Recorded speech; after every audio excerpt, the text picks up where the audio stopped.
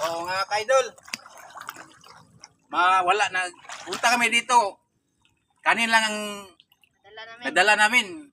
Kasi wala kaming ulam. Maghanap kami ng ulam, isda. Baka mayroon. Ay, tingnan ninyo kung ano kagaling kami maghanap ng ulam, isda. Kayo. Tingnan nyo guys, oh.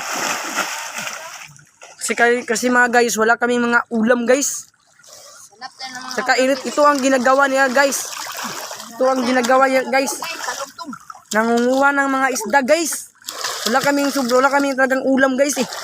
So mga idol, ayun, sumasalom siya, nangunguha ng isda. Nanawag siya ng kauban.